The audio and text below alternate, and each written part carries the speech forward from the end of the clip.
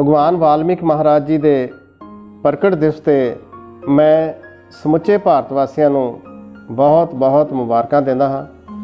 ਮੈਂ ਤੁਹਾਡਾ ਆਪਣਾ ਸੁਲੱਖਣ ਸਿੰਘ ਮਾਂਗਾ ਸਰਾਏ।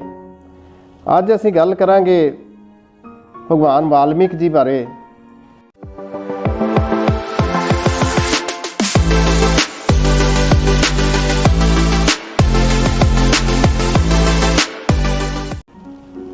ਅਸੀਂ ਬਚਪਨ ਤੋਂ ਇਹ ਸੁਣਦੇ ਆ ਰਹੇ ਹਾਂ ਕਿ ਵਿਦਿਆ ਮਨੁੱਖ ਦਾ ਤੀਸਰਾ ਨੇਤਰ ਹੈ। ਕਿਸੇ ਵੀ ਸਭਿਅਕ ਸਮਾਜ ਦਾ ਪੜ੍ਹਿਆ ਲਿਖਿਆ ਹੋਣਾ ਬਹੁਤ ਜ਼ਰੂਰੀ ਹੈ ਅਤੇ ਪੜ੍ਹੇ ਲਿਖੇ ਹੋਣ ਲਈ ਐਜੂਕੇਸ਼ਨਲ ਇੰਸਟੀਚਿਊਟ ਜਿਹੜੇ ਆ ਉਹ ਬਹੁਤ ਵੱਡਾ ਰੋਲ ਅਦਾ ਕਰਦੇ ਆ। ਕਿਸੇ ਨੇ ਬੜਾ ਖੂਬ ਲਿਖਿਆ ਹੈ, an educational institute is must for society. Mahatma Jyoti Rao Phule ਲਿਖਦੇ ਹਨ, ਵਿਦਿਆ ਬਿਨਾ ਗਈ ਮਤ, ਮਤ ਬਿਨਾ ਗਈ ਗਤ, ਗਤ ਬਿਨਾ ਗਈ ਨੀਤੀ, ਨੀਤੀ ਬਿਨਾ ਗਿਆ ਵਿੱਤ, ਵਿੱਤ ਬਿਨਾ ਚਰਮਰਾਏ ਸ਼ੂਦਰ। ਇੱਥੇ ਪੜ੍ਹੇ ਲਿਖੇ ਨਾ ਹੋਣ ਕਰਕੇ ਕਿੰਨੇ ਅਸਮਰੱਥ ਹੋ ਗਏ ਸ਼ੂਦਰ। ਸੋ ਗੱਲ ਕਰ ਰਹੇ ਸਾਂ ਅਸੀਂ ਪੜ੍ਹੇ ਲਿਖੇ ਹੋਣ ਦੀ ਅਤੇ ਐਜੂਕੇਸ਼ਨਲ ਇੰਸਟੀਚਿਊਟ ਦੀ। ਅਸੀਂ ਸਮੁੱਚੇ ਭਾਰਤ ਵਾਸੀ ਧਾਰਮਿਕ ਬਿਰਤੀ ਵਾਲੇ ਹਨ। ਅਸੀਂ ਭਗਵਾਨ ਵਿੱਚ ਅਥਾਹ ਵਿਸ਼ਵਾਸ ਰੱਖਦੇ ਹਾਂ ਅਤੇ ਭਗਵਾਨ ਜੀ ਨੇ ਵੀ ਇਹ ਕਿਹਾ ਹੈ ਕਿ ਸਾਰੇ ਇਨਸਾਨ ਬਰਾਬਰ ਹਨ। ਜੇ ਰਿਗਵੇਦ ਵਿੱਚੋਂ ਦੇਖੀਏ ਤਾਂ ਉਹਦੇ ਵਿੱਚ ਵੀ ਇਹ ਵੇਖਣ ਨੂੰ ਮਿਲਦਾ ਹੈ ਕਿ ਵਾਸੂਦੇਵਾ ਕੁਟੁੰਬਕਮ, ਕਿ ਸਾਰੇ ਸਮੁੱਚੇ ਇਨਸਾਨ ਇੱਕ ਹੀ ਪ੍ਰਭੂ ਦੇ ਅੰਸ਼ ਬੰਸ ਹਨ। ਭਾਰਤੀ ਸੰਵਿਧਾਨ ਦੀ ਗੱਲ ਕਰੀਏ ਤਾਂ ਉਹ ਵੀ ਸਾਰਿਆਂ ਨੂੰ ਬਰਾਬਰ ਦਾ ਹੱਕ ਪ੍ਰਦਾਨ ਕਰਦਾ ਹੈ। ਪਰ ਅੱਜ ਵੀ ਮਨੂਵਾਦੀ ਵਿਵਸਥਾ ਭਾਰਤੀ ਲੋਕਾਂ ਵਿੱਚ ਕਿਤੇ ਕਿਤੇ ਇੰਨੀ ਭਾਰੀ ਹੈ ਕਿ ਉਹ ਭੇਦਭਾਵ, ਊਚ ਨੀਚ ਅੱਜ ਵੀ ਉਹਨਾਂ ਲੋਕਾਂ ਦੇ ਦਿਮਾਗ ਵਿੱਚ ਹੈ। ਭਗਵਾਨ ਵਾਲਮੀਕ ਮਹਾਰਾਜ ਜੀ ਨੂੰ ਆਦਿ ਕਵੀ ਵੀ ਕਿਹਾ ਜਾਂਦਾ ਹੈ, ਫਸਟ ਪੋਇਟ ਵੀ ਕਿਹਾ ਜਾਂਦਾ ਹੈ ਅਤੇ ਹਰਬਿੰਗਰ ਪੋਇਟ ਇਨ ਸੰਸਕ੍ਰਿਤ ਲਿਟਰੇਚਰ ਵੀ ਕਿਹਾ ਜਾਂਦਾ ਹੈ। ਇੱਕ ਬ੍ਰਿਟਿਸ਼ ਆਲੋਚਕ ਹਨ ਔਬਰੇ ਮੈਨਨ, ਉਹ ਕਹਿੰਦੇ ਹਨ that Valmik was recognized as a literary genius। ਭਗਵਾਨ ਵਾਲਮੀਕ ਮਹਾਰਾਜ ਜੀ ਨੇ ਸੰਸਕ੍ਰਿਤ ਭਾਸ਼ਾ ਵਿੱਚ ਪਹਿਲੇ ਸ਼ਲੋਕ ਦੀ ਰਚਨਾ ਕੀਤੀ ਸੀ। ਉਹ ਸ਼ਲੋਕ ਇਸ ਤਰ੍ਹਾਂ ਹੈ, ਮਾਨੀ ਸ਼ਾਦ ਪ੍ਰਿਸ਼ਤੀ ਠਾਮ ਤਵ ਮਗਮ ਸ਼ਾਸਤਰੀ ਸਮਾਹ ਜਤ ਕਰੋਚ ਮਿਥਨਾ ਦੇ ਕਾਮ ਅਵਿਦੀਏ ਕਾਮ ਮੋਹਿਤਾਮ। ਪਹਿਲੇ ਸ਼ਲੋਕ ਦੇ ਰਚਨਹਾਰਾ ਸੰਸਕ੍ਰਿਤ ਭਾਸ਼ਾ ਵਿੱਚ ਭਗਵਾਨ ਵਾਲਮੀਕ ਮਹਾਰਾਜ ਜੀ ਹਨ। ਇਸ ਤੋਂ ਬਾਅਦ ਭਗਵਾਨ ਵਾਲਮੀਕ ਮਹਾਰਾਜ ਜੀ ਨੇ ਰਾਮਾਇਣ ਦੀ ਰਚਨਾ ਕੀਤੀ, ਜਿਸ ਵਿੱਚ ਸ਼ਲੋਕ ਅਤੇ 7 ਕਾਂਡ ਦਰਜ ਹਨ। ਇਸ ਤੋਂ ਬਾਅਦ ਭਗਵਾਨ ਵਾਲਮੀਕ ਮਹਾਰਾਜ ਜੀ ਨੇ ਇੱਕ ਬਹੁਤ ਹੀ ਉੱਚ ਕੋਟੀ ਦਾ ਅਧਿਆਤਮਿਕ ਗ੍ਰੰਥ ਲਿਖਿਆ, ਜਿਸ ਵਿੱਚ ਸਮੁੱਚੀ ਲੋਕਾਈ ਨੂੰ ਅਧਿਆਤਮਿਕ ਉਪਦੇਸ਼ ਦਿੱਤੇ ਗਏ, ਜਿਸ ਦਾ ਨਾਂ ਯੋਗ ਵਿਸ਼ਿਸ਼ਟ ਸੀ। ਯੋਗ ਵਿਸ਼ਿਸ਼ਟ ਉਹਨਾਂ ਦੀ ਬੜੀ ਹੀ ਆਲਾ ਦਰਜੇ ਦੀ ਰਚਨਾ ਹੈ।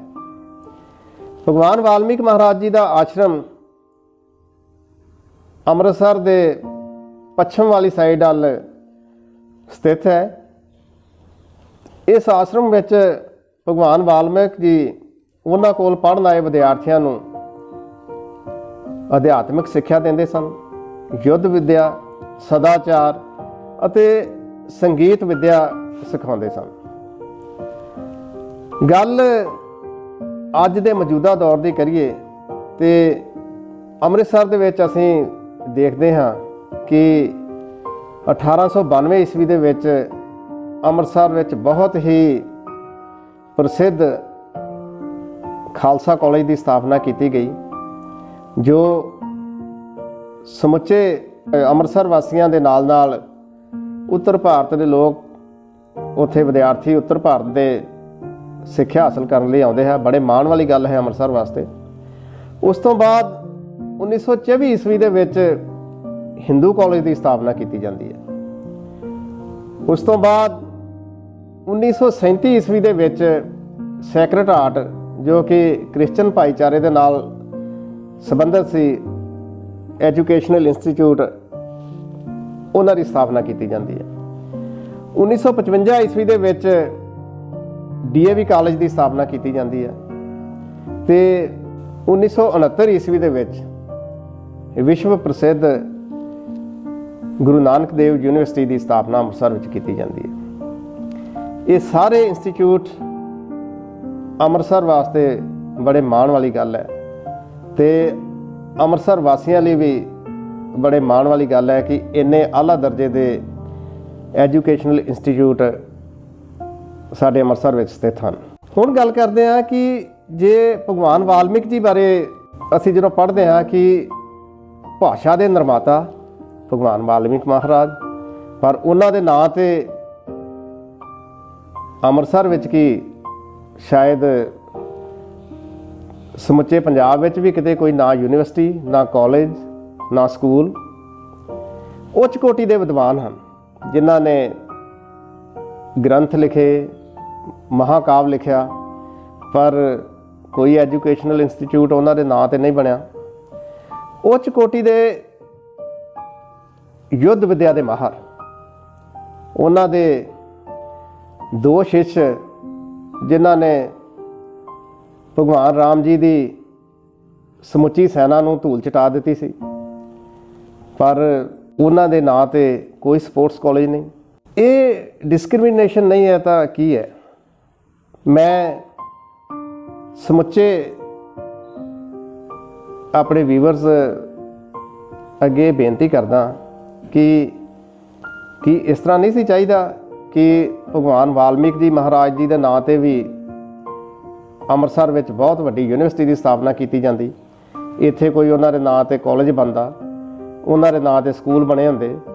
ਵੈਸੇ ਤੇ ਵਾਲਮੀਕ ਭਾਈਚਾਰਾ ਜਿਹਦੀ ਤਾਦਾਦ ਬਹੁਤ ਜ਼ਿਆਦਾ ਹੈ, ਮੈਂ ਇਹਨਾਂ ਵੀਰਾਂ ਅੱਗੇ ਵੀ ਬੇਨਤੀ ਕਰਾਂਗਾ ਕਿ ਤੁਸੀਂ ਆਪਣੇ ਲੋਕਲ ਲੈਵਲ ਦੇ ਜਿਹੜੇ ਲੀਡਰਸ ਆ ਉਹਨਾਂ ਕੋਲ ਪਹੁੰਚ ਕਰੋ ਕਿ ਭਗਵਾਨ ਵਾਲਮੀਕ ਮਹਾਰਾਜ ਜੋ ਕਿ ਐਜੂਕੇਸ਼ਨ ਨਾਲ ਸੰਬੰਧਿਤ ਰਹੇ ਹਨ, ਉਹਨਾਂ ਦੇ ਨਾਂ ਤੇ ਸਮੁੱਚੇ ਸ਼ਹਿਰਾਂ ਵਿੱਚ ਐਜੂਕੇਸ਼ਨਲ ਇੰਸਟੀਚਿਊਟ ਸਥਾਪਿਤ ਕੀਤੇ ਜਾਣ। ਮੈਂ ਇੱਥੇ ਇਹ ਵੀ ਦੱਸਣਾ ਚਾਹਾਂਗਾ ਕਿ ਅੰਮ੍ਰਿਤਸਰ ਦੇ ਵਿੱਚ ਸਰਕਾਰੀ ਪੱਧਰ ਦਾ ਕੋਈ ਵੀ ਲੜਕਿਆਂ ਦਾ ਕਾਲਜ ਨਹੀਂ ਹੈਗਾ ਤੇ ਜੇ ਭਗਵਾਨ ਵਾਲਮੀਕ ਜੀ ਮਹਾਰਾਜ ਦੇ ਨਾਂ ਤੇ ਸਰਕਾਰੀ ਕਾਲਜ ਦੀ ਸਥਾਪਨਾ ਕਰ ਦਿੱਤੀ ਜਾਵੇ ਤੇ ਇਹ ਭਗਵਾਨ ਵਾਲਮੀਕ ਜੀ ਮਹਾਰਾਜ ਦੇ ਜਨਮ ਦਿਨ ਤੇ ਉਹਨਾਂ ਨੂੰ ਦਿੱਤਾ ਜਾਣ ਵਾਲਾ ਇੱਕ ਤੋਹਫਾ ਸਮਝਿਆ ਜਾਏਗਾ। ਮੈਂ ਇਹ ਬੇਨਤੀ ਕਰਨੀ ਚਾਹੁੰਦਾ ਕਿ ਭਗਵਾਨ ਵਾਲਮੀਕ ਜੀ ਮਹਾਰਾਜ ਜੀ ਦੇ ਨਾਂ ਤੇ ਅੰਮ੍ਰਿਤਸਰ ਦੇ ਵਿੱਚ ਖਾਸ ਤੌਰ ਤੇ ਅਵਲ ਤੇ ਯੂਨੀਵਰਸਿਟੀ ਬਣਨੀ ਚਾਹੀਦੀ ਹੈ। ਜੇ ਫਿਲਹਾਲ ਯੂਨੀਵਰਸਿਟੀ ਨਹੀਂ ਬਣ ਸਕਦੀ ਤਾਂ ਅੰਮ੍ਰਿਤਸਰ ਦੇ ਵਿੱਚ ਸਰਕਾਰੀ ਕਾਲਜ ਲੜਕਿਆਂ ਲਈ ਖਾਸ ਕਰਕੇ ਨਹੀਂ ਹੈਗਾ। ਲੜਕਿਆਂ ਲਈ ਅੰਮ੍ਰਿਤਸਰ ਵਿੱਚ ਭਗਵਾਨ ਵਾਲਮੀਕ ਮਹਾਰਾਜ ਜੀ ਦੇ ਨਾਂ ਤੇ ਸਰਕਾਰੀ ਕਾਲਜ ਬਣਾਇਆ ਜਾਵੇ। ਇੰਨਾ ਕੁਝ ਕਹਿੰਦਾ ਹੋਇਆ ਹੀ ਮੈਂ ਆਪ ਸਭ ਨੂੰ